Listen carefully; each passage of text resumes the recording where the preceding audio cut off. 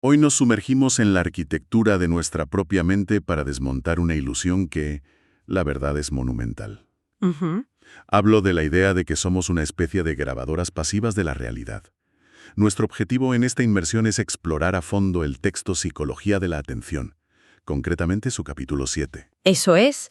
Un capítulo fascinante, por cierto. Totalmente. Queremos ver cómo la memoria es un requisito indispensable para dar sentido a lo que atendemos, y al mismo tiempo cómo la atención actúa como un filtro implacable, un embudo que decide qué entra en nuestra memoria y qué no. Y es un filtro mucho más estricto de lo que la gente suele creer, ¿eh? Arrancar, pensemos en una situación cotidiana, de estas que le pasan a cualquiera. La vista recorre las páginas de un libro o un artículo larguísimo. Se llega al final de un párrafo y, de repente, surge esa extraña sensación de no haber comprendido absolutamente nada. Claro, el clásico que acabo de leer. Exacto. La mente estaba a kilómetros de distancia, quizás planificando la cena o recordando una conversación del día anterior. Los ojos han recorrido cada letra. Hay una sensación física de haber leído, pero no hay ni rastro del significado en el cerebro. Te quedas en blanco. Es un fenómeno universal, la verdad. Y resulta ser la puerta de entrada perfecta para este viaje que vamos a hacer hoy. Esa experiencia tan del día a día rompe en 1000 pedazos la narrativa de que experimentamos el mundo como una película continua. Una peli en plano secuencia. No. Eso es. La realidad es que esa continuidad es un truco de magia. Es una ilusión magistralmente editada por el cerebro. ¿Qué locura? Y hoy no vamos a limitarnos a hacer una lista de qué cosas recordamos y ya está. Vamos a diseccionar los engranajes mecánicos de nuestra cognición. Vamos a entender cuáles son los embudos exactos, esos cuellos de botella fisiológicos que dictan por qué un detalle se consolida en la memoria. O, por el contrario, porque la inmensa mayor parte de la realidad rebota contra nuestros sentidos y desaparece en el vacío. Exactamente. Bueno, pues para desenredar este misterio tenemos que empezar por el principio. Antes de que cualquier ser humano pueda procesar o aprender algo, la información del entorno choca literalmente contra los sentidos. Ajá. La pregunta fundamental aquí es, a ver, ¿cuánto de ese primer impacto luminoso o sonoro logramos retener realmente antes de que la atención intervenga? Pues para responder a esto tenemos que irnos a un experimento clásico, un trabajo de la década de 1960 dirigido por George Sperling. Un experimento muy famoso, ¿verdad? Sí, sí, revolucionó nuestra comprensión de la memoria sensorial, concretamente de la memoria icónica. ¿Qué es la memoria visual, digamos? Exacto. El trabajo de Sperling es un pilar absoluto porque, fíjate, desafió el sentido común de la época. El planteamiento era sencillo pero súper ingenioso. Los participantes se sentaban frente a una pantalla y durante una fracción de segundo brevísimo, Muy, muy breve, ¿no? apenas 50 milisegundos. Eso es la duración de un relámpago. Bueno, pues aparecía una matriz de letras, normalmente 3 filas de 4 letras cada una, 12 letras en total, parpadeando frente a sus ojos y desapareciendo casi al instante. Claro. Y cuando a esas personas se les pedía que nombraran todas las letras que pudieran recordar, lo que en la jerga se llama el informe total, el resultado era bastante pobre. Muy pobre. Lograban enumerar unas 4 o 5 letras como máximo, y la conclusión lógica, a simple vista, sería asumir que el cerebro humano, en esos 50 milisegundos, simplemente no tiene el ancho de banda necesario para capturar 12 elementos de golpe. Claro, esa era la presunción. Era lo que cualquiera pensaría. Sin embargo, Sperling notó que había una discrepancia tremenda entre los datos objetivos y la experiencia subjetiva de la gente. O sea, lo que ellos sentían que habían visto. Eso es. Las personas afirmaban con total rotundidad que durante ese destello habían visto la matriz completa. Sentían que la imagen de las 12 letras estaba ahí, intacta en su mente, pero que se iba borrando a toda velocidad mientras intentaban decirlas en voz alta. Ah, claro. O sea, el cuello de botella no parecía estar en la captura visual en sí. Exacto. El problema era el tiempo que tardaban en verbalizarlo. Y ahí es donde el diseño experimental de Sperling resulta ser una genialidad absoluta. Porque introdujo una pequeña trampa, ¿no? Bueno, una variación brillante. El llamado informe parcial. En lugar de pedirles la matriz entera, la pantalla parpadeaba los mismos 50 milisegundos. Pero justo al desaparecer las letras, sonaba un tono auditivo. Un pitido. Sí. Si era un tono agudo, significaba que solo debían reportar la fila de arriba. Un tono medio era para la fila del centro y un tono grave para la fila de abajo. Espera, A ver si lo entiendo. Lo verdaderamente revolucionario de esto es que el tono sonaba después de que la imagen hubiera desaparecido de la pantalla, ¿verdad? Totalmente. Esa es la clave. Sonaba después. Dado que era imposible saber de antemano qué fila iba a ser solicitada, la única forma matemática de que pudieran acertar casi todas las letras de la fila señalada era si, efectivamente, las 12 letras estuvieran almacenadas temporalmente en algún sitio. En algún compartimiento mental, a la espera de ser leídas. Exactamente. Y los resultados fueron abrumadores. La precisión se disparó. A esto se le conoce en la literatura como el efecto de superioridad del informe parcial. Vale, a ver si podemos aterrizar este concepto con un ejemplo para quienes nos escuchan. Es como si la memoria icónica fuera el flash de una cámara fotográfica dentro de una habitación a oscuras. Me encanta esa metáfora. Por un instante, el flash estalla y se ve absolutamente todo con una claridad cristalina. Ves los muebles, el color de la alfombra, los cuadros en la pared. Pero la luz se apaga de golpe y la imagen que queda impregnada en la retina y en la mente empieza a disolverse tan deprisa que, para cuando has terminado de nombrar el sofá y la mesa... ¿Ya no queda nada? Exacto, la oscuridad ha vuelto a tragar el resto de la habitación. Esa imagen ilustra de forma impecable el concepto de la tasa de decaimiento. Sperling demostró empíricamente que esta fotografía mental tiene una fecha de caducidad extremadamente corta. ¿Hablamos de milisegundos? Prácticamente. Si introducía un retraso de apenas un segundo entre la desaparición de las letras y el sonido del pitido, la ventaja del informe parcial se esfumaba por completo. Madre mía, un segundo. Sí, las personas volvían a recordar solo un puñado de letras, igual que al principio.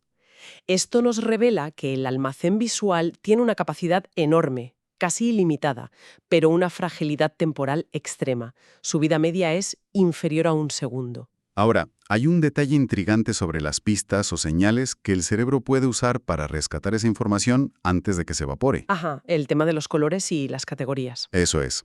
Resulta que si se muestran letras de diferentes colores, digamos rojas y azules, y se pide reportar solo las rojas, el rescate funciona de maravilla.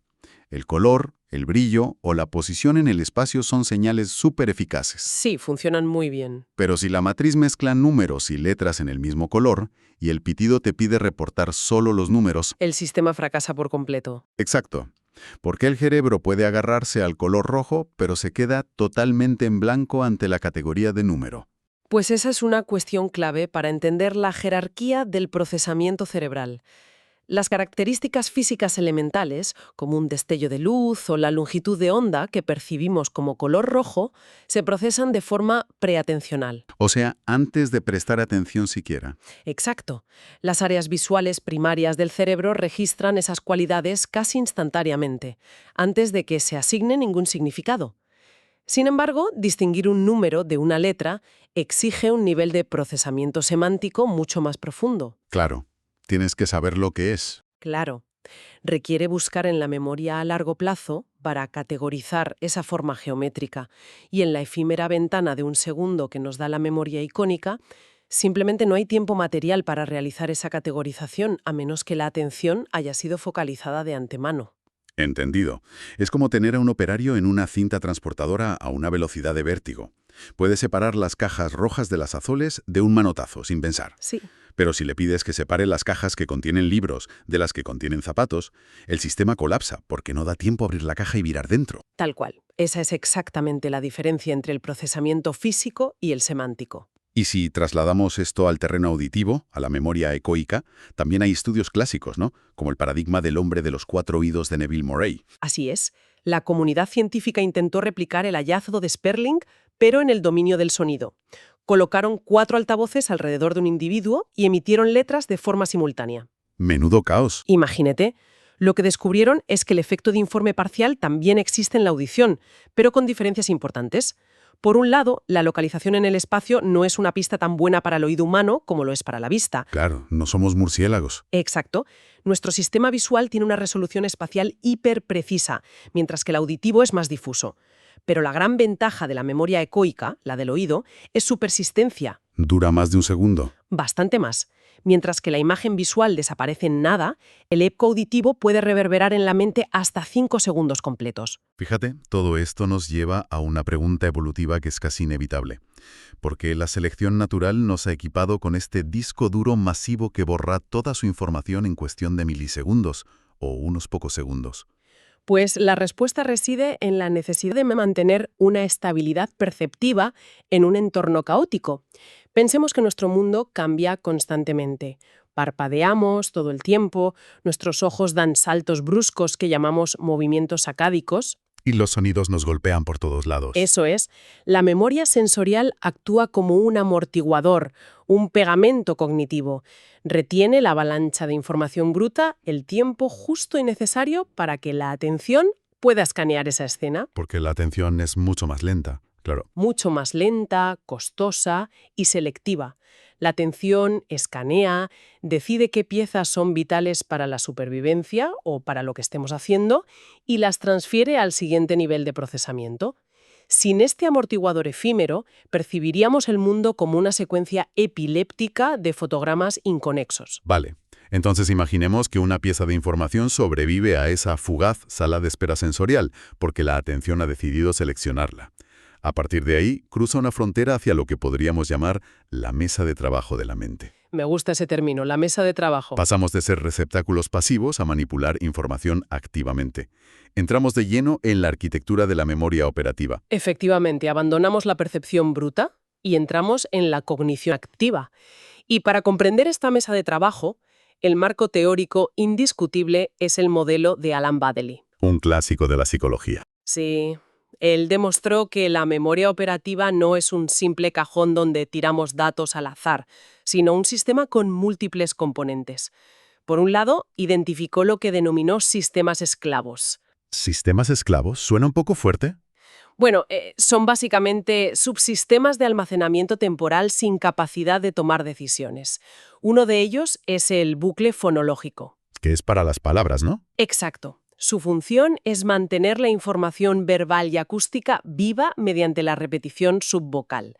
Es exactamente el mecanismo que usamos al repetirnos internamente un número de teléfono desconocido hasta lograr anotarlo en un papel. El típico 724-724. Ese mismo. Y el otro componente clave es la agenda visoespacial. Este es fascinante porque nos permite manipular la realidad en ausencia del estímulo físico. Y hay un ejercicio mental estupendo para ilustrar esto en el material que estamos analizando. Sí, cuéntalo porque es muy revelador.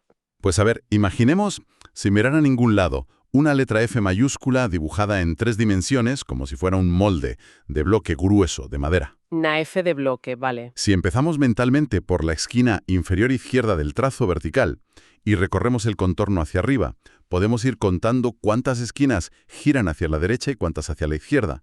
Se sube por el palo, giro a la derecha, otra esquina, giro a la izquierda. Es un esfuerzo notable hacer eso mentalmente, ¿verdad? Cuesta tela, sí. Pues la brillantez de este ejercicio radica en evidenciar que al visualizar esa letra F y seguir su perímetro para contar ángulos, se están consumiendo recursos puramente visoespaciales del cerebro. Claro, no estás usando palabras. Sería imposible resolver ese conteo utilizando únicamente palabras o repetición verbal. Esto confirma que nuestra cognición dispone de una pizarra mental dedicada en exclusiva a retener proporciones, distancias e imágenes puras. Pero claro, si tenemos un sistema repitiendo palabras y otro dibujando mapas mentales tridimensionales, hace falta una figura de autoridad que coordine todo este lío. ¿Alguien tiene que mandar? Exacto. Y ahí entra la pieza clave del modelo de Baddeley. El ejecutivo central, el gran director de orquesta de la atención. El ejecutivo central es el núcleo del control cognitivo. A diferencia de los sistemas esclavos, no almacena información por sí mismo. Su rol es puramente gerencial. Es el jefe. Atencionales, planifica estrategias, cambia el enfoque de una tarea a otra y, crucialmente, inhibe los impulsos y las distracciones irrelevantes. Es la sede de lo que consideramos el pensamiento consciente y deliberado. Y para entender lo frágil que es este jefe o este director de orquesta, hay un experimento del año 2000 llevado a cabo por Humphreys, Ford y Francis que resulta francamente perturbador. Sí, es un experimento tremendo. Querían comprobar qué sucede cuando se lleva al ejecutivo central de una persona sana hasta su límite absoluto. Para ello metieron a los participantes en una cocina y les pidieron realizar tareas cotidianas secuenciales que implican varios pasos, cosas como envolver un regalo con su papel y su lazo o prepararse una taza de té con leche y azúcar. Tareas rutinarias que una persona adulta ejecuta de manera casi automática, sin apenas esfuerzo, vamos. Exacto. Pero el truco maquiavélico aquí fue añadir una segunda tarea simultánea para saturar el sistema. Mientras preparaban el té o envolvían el regalo, tenían que realizar en voz alta el llamado Trail Making Test. Que no es nada fácil. ¿Qué va? Es una prueba neuropsicológica que consiste en alternar secuencias de números y letras alfabéticamente. A1, B2, C3, D4, y así. Esto es pura carga para el ejecutivo central, que debe mantener las reglas, recordar por dónde iba en dos listas distintas y encima bloquear las interferencias del entorno. Es la sobrecarga cognitiva en estado puro. El cuello de botella expuesto. ¿Y qué pasó con el comportamiento físico al hacer el té? Pues ahí es donde los resultados asustan un poco. Las personas empezaron a cometer unas atrocidades lógicas increíbles, comportamientos que clínicamente solo se observan en pacientes con traumatismos severos en el lóbulo frontal. Sí, cosas muy extrañas. Trataban de meter a la bolsita de té en el azucarero, vertían la leche directamente sobre la encimera de la cocina, o, al envolver el regalo, terminaban envolviendo meticulosamente el lazo de adorno en lugar de la caja principal. Un caos total de planificación motora. Un desastre. Y esto plantea un debate profundo. O sea, ¿significa esto que, bajo la presión adecuada de la multitarea, el cerebro de una persona completamente sana retrocede al mismo nivel de incompetencia cognitiva que alguien con una lesión cerebral profunda? A ver, es una deducción lógica al ver los vídeos del experimento, porque los fallos semánticos y de secuencia son visualmente idénticos a los del famoso paciente del siglo XIX, Phineas Gage. El del accidente con la barra de hierro. Ese mismo. Tras perder parte del lóbulo frontal en ese accidente, perdió toda capacidad de planificar el futuro o inhibir impulsos inapropiados. Sin embargo, si analizamos los datos en profundidad, emerge una diferencia estructural fundamental que salva la integridad de nuestro cerebro sano. Menos mal. ¿Cuál es esa diferencia? El mecanismo de corrección de errores. Ah, un matiz importantísimo. Es vital. Un paciente con daño prefrontal comete el error de echar la leche en la encimera y sigue adelante como si nada hubiera pasado. Su sistema de monitoreo interno está destruido. No se da cuenta. Exacto. En cambio, las personas sanas del experimento mostraban un comportamiento súper revelador. En el milisegundo exacto en que dudaban al decir la secuencia, digamos que se atascaban en E5, F6, liberaban un ápice de su ejecutivo central. Y en ese instante, sus ojos captaban la acción de sus manos. Y veían el desastre. Claro, inmediatamente se daban cuenta de que estaban envolviendo un lazo en vez de la caja, detenían el movimiento, sentían frustración y corregían el error. O sea, que el sistema de alarma sigue ahí. Exacto. Esto demuestra que, aunque el cuello de botella atencional pueda hacer que las acciones automáticas descarrilen momentáneamente, la arquitectura del cerebro sano mantiene latente esa alarma de monitoreo que salta en cuanto recupera algo de ancho de banda. Por seguir con las analogías organizativas, esto es como si el jefe de la empresa estuviera encerrado en su despacho, apagando un incendio gravísimo por teléfono. Y afuera, los empleados sin supervisión empiezan a meter documentos confidenciales en la trituradora en lugar del archivador. Tal cual. Pero en el instante en que el jefe cuelga el teléfono un segundo y asoma la cabeza por la puerta, ve el desastre y pega un grito para detenerlo. Esa es la dinámica exacta del ejecutivo central frente a los procesos automáticos. Has dado en el clavo. Pero lo verdaderamente inquietante de todo esto es que no hace falta forzar al cerebro a hacer malabares de multitarea extrema para que la atención y la memoria colapsen. Existe un fenómeno que nos ocurre constantemente en nuestro día a día, incluso cuando estamos quietos e intentando concentrarnos exclusivamente en observar una sola cosa. Sí, te refieres al parpadeo atencional, ¿verdad? Exactamente.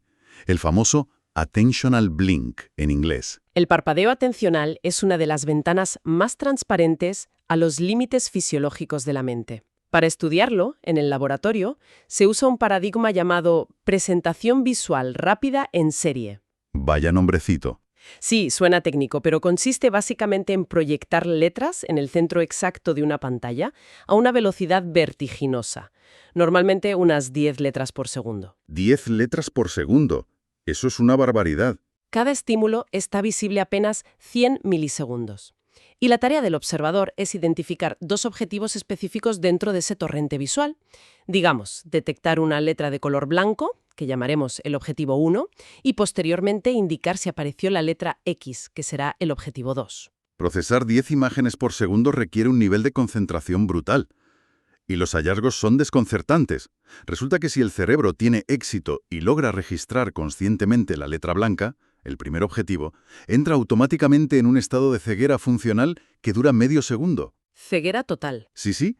Si la letra X, el objetivo 2, tiene la mala suerte de aparecer en la pantalla dentro de esa ventana temporal de entre 200 y 500 milisegundos después del primer objetivo, la persona sencillamente no la ve. No la procesa. La retina capta los fotones, el nervio óptico envía la señal, pero esa letra jamás accede a la conciencia ni se consolida en la memoria.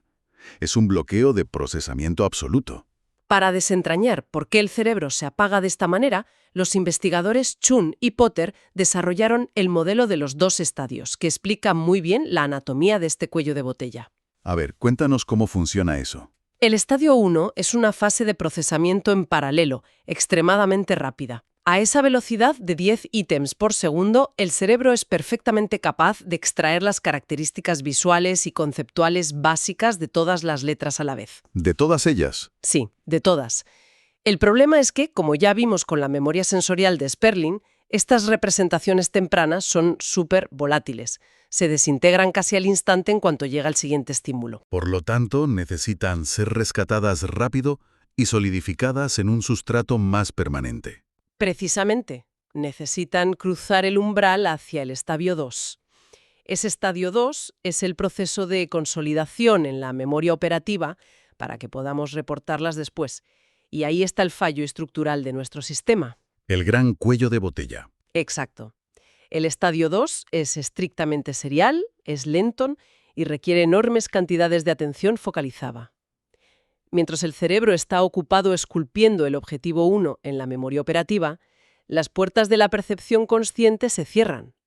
Todo lo que llegue durante ese proceso se queda en el inestable estadio 1 y termina borrándose antes de ser procesado. Se me ocurre una forma de visualizar esta arquitectura, a ver qué te parece.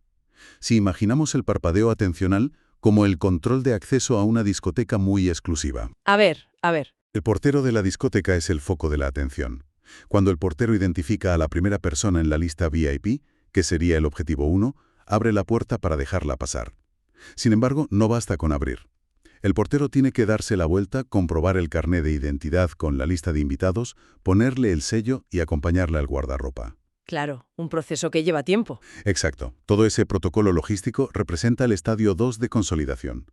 Durante ese medio segundo que el portero está ocupado dentro dando la espalda a la calle, cualquier otra persona que llegue a la entrada, el objetivo 2, se encuentra la puerta cerrada, no es atendida y acaba marchándose, perdiéndose para siempre en el olvido. Me parece una analogía fantástica. Captura con gran precisión esa naturaleza serial del embudo atencional.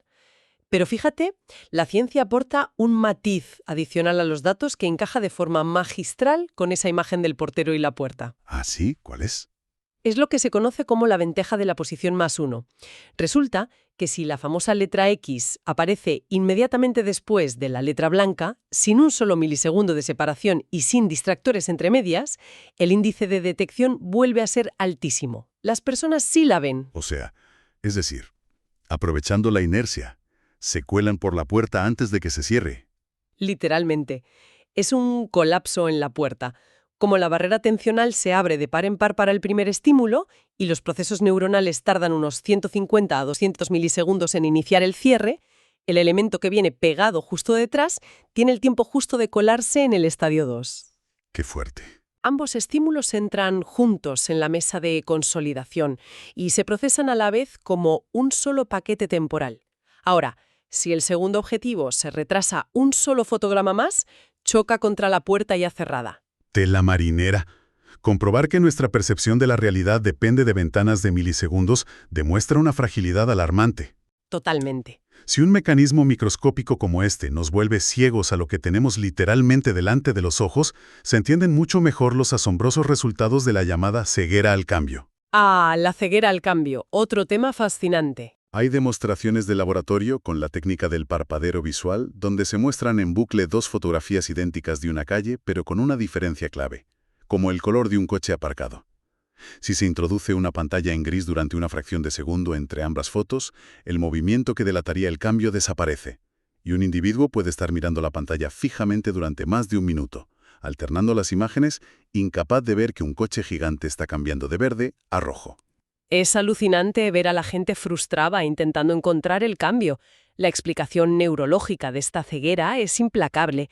El requisito indispensable para detectar una alteración en el entorno es que el objeto modificado esté justo bajo el foco de la atención de la memoria operativa en el instante exacto de la transición. Si no, no hay manera. No están siendo consolidados. Al no existir una representación robusta del primer estado del coche en la memoria de trabajo, es matemáticamente imposible que el cerebro detecte una discrepancia cuando aparece la segunda imagen. Lógico. No se puede comparar algo con un recuerdo que nunca se llegó a formar. Pero bueno, este fenómeno no se limita a mirar fotografías estáticas en un laboratorio, ¿eh? Hay un estudio de Daniel Simons y Daniel Levin, conocido como el experimento de la puerta, que lleva esto a la vida real y resulta casi cómico. Es un clásico absoluto, divertidísimo de ver. El montaje es el siguiente. Un actor disfrazado de turista detiene a un peatón en plena calle universitaria para pedirle indicaciones sobre cómo llegar a un edificio, con un mapa en la mano. Una situación súper normal. Muy cotidiana. Mientras el peatón, de forma amable, empieza a señalar la ruta en el mapa, dos falsos obreros pasan caminando justo por en medio de los dos, cargando una enorme puerta de madera que bloquea por completo la visión durante apenas un segundo. Un segundo de oclusión visual. Exacto. En ese instante de ocultación, el actor original se agacha detrás de la puerta, y un segundo actor, que estaba escondido, toma su lugar. Y fíjate, este nuevo individuo tiene una altura diferente, viste ropa distinta y su voz es claramente otra. La puerta pasa y la interacción continúa. Y el resultado, que choca frontalmente con la intuición que tenemos sobre la interacción social, es que casi el 50% de los peatones jamás se da cuenta de que están hablando con una persona completamente distinta. Es que parece mentira. Siguen explicando la ruta en el mapa con total normalidad sin notar la sustitución para nada. Resulta desolador para nuestro ego. Damos por sentado que si estamos manteniendo una conversación cara a cara con alguien, la identidad y el rostro de nuestro interlocutor son el centro neurálgico de nuestra atención. Pues esa es la trampa de la sobreestimación cognitiva. Nos creemos que lo vemos todo. En ese contexto particular, la atención del peatón no estaba procesando los rasgos faciales. Estaba en el mapa, ¿no? Estaba centrada en resolver un problema de navegación espacial en ese mapa. El ejecutivo central consolida y mantiene activa la etiqueta semántica general, que sería algo así como «estoy interactuando con un joven perdido que necesita ayuda». Ah, claro, una etiqueta genérica. Exactamente. Mientras el nuevo individuo encaje en esa categoría abstracta, el sistema no hace saltar las alarmas.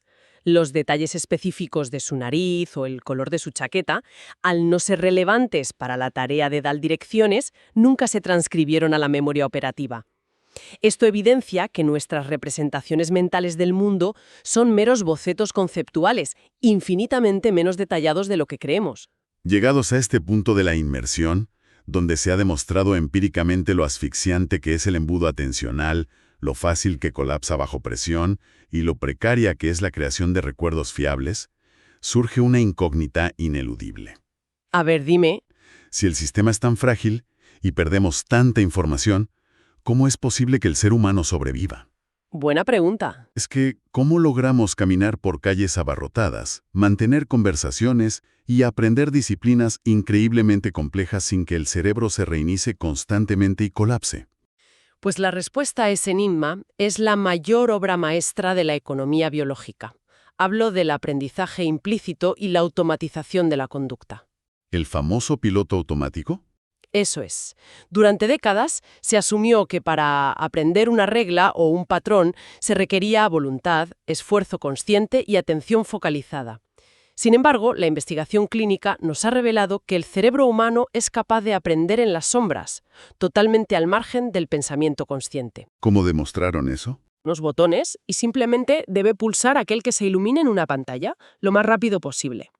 El secreto de la prueba es que la secuencia de luces no es aleatoria, sino que obedece a un patrón matemático complejo, larguísimo, que se repite en bucle. Y el giro que lo cambia todo es aplicar esta prueba a pacientes diagnosticados con síndrome de Korsakoff, ¿verdad? Así es. Esta condición neurológica, que a menudo se deriva del alcoholismo crónico, destruye áreas del cerebro vinculadas a la consolidación de la memoria. Genera una amnesia brutal. Una amnesia anterógrada tan profunda que estos pacientes son incapaces de formar un solo recuerdo declarativo nuevo. Si abandonan la sala y vuelven a entrar 5 minutos después, no recordarán al médico, ni la sala, ni haber hecho la prueba jamás. Y, lógicamente, si se les pregunta por el orden de las luces, te asegurarán que es totalmente aleatorio. Pero sus manos dicen otra cosa. Exacto. Los datos biométricos cuentan una historia diametralmente opuesta.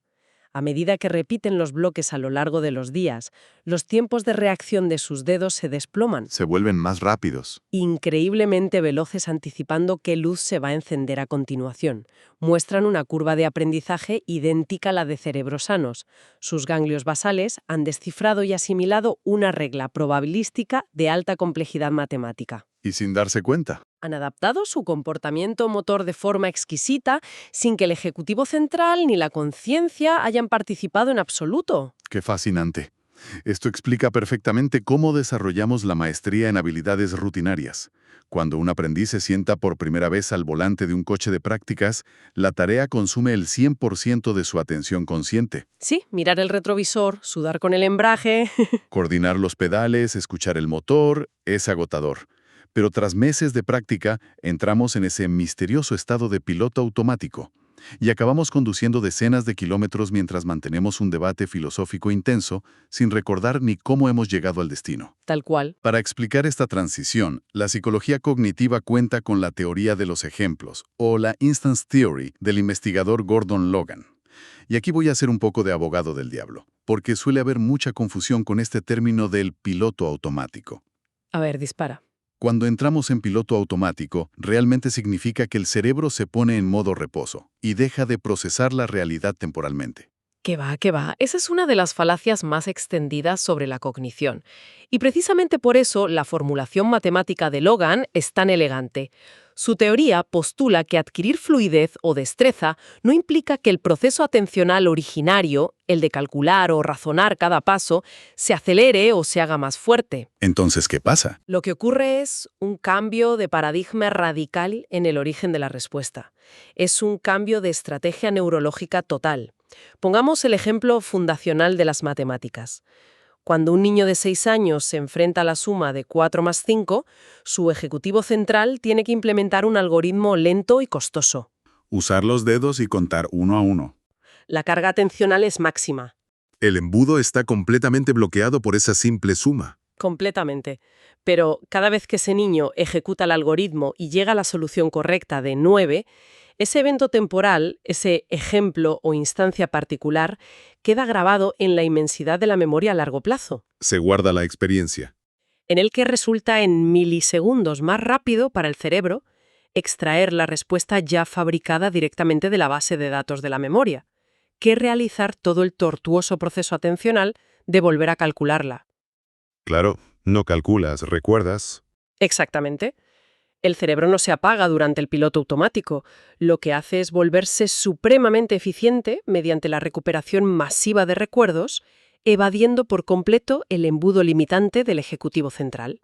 O sea que conducir un coche hacia el trabajo por enésima vez no es un estado de inconsciencia, sino que el cerebro está consultando una inmensa enciclopedia de experiencias pasadas para responder ante cada curva y cada semáforo en milésimas de segundo. Has captado la esencia perfectamente.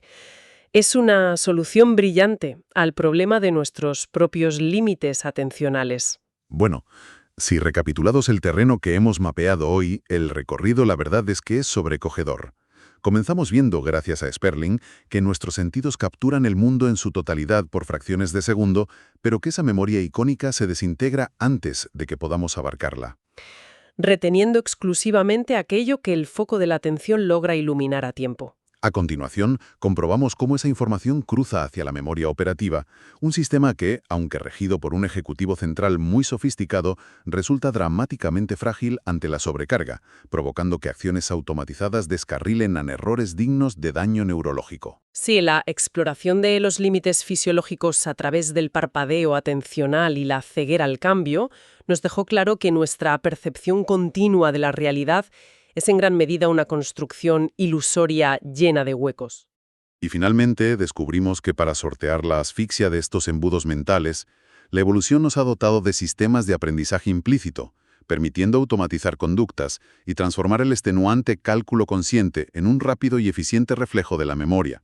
Es un diseño arquitectónico maravilloso, regido por la supervivencia y el ahorro metabólico extremo, donde el sistema nervioso asume que el presente será predecible basándose en la monumental acumulación del pasado. Una eficiencia fascinante que nos deja a las puertas de una reflexión final sobre el mundo moderno, algo para darle unas vueltas. Si la neurociencia demuestra que la atención es una puerta tan restrictiva y que literalmente nuestra realidad y nuestra biografía solo están compuestas por aquello que logra cruzarla y consolidarse, cabe preguntarse algo bastante inquietante. Es una pregunta para reflexionar largo y tendido, desde luego. En un ecosistema digital diseñado por algoritmos optimizados precisamente para fracturar esa concentración, ¿qué ocurre si la tecnología aprende a explotar ese medio segundo de ceguera del parpadeo atencional para moldear nuestro comportamiento? ¡Qué miedo! Si solo existe lo que se atiende, entonces en el siglo XXI quien controla esos milisegundos de vulnerabilidad en la puerta de la mente termina controlando la propia realidad humana. Con esa idea nos quedamos. Gracias por acompañarnos a quienes nos escuchan en esta profunda inmersión en los engranajes de la atención y la memoria. Hasta el próximo análisis.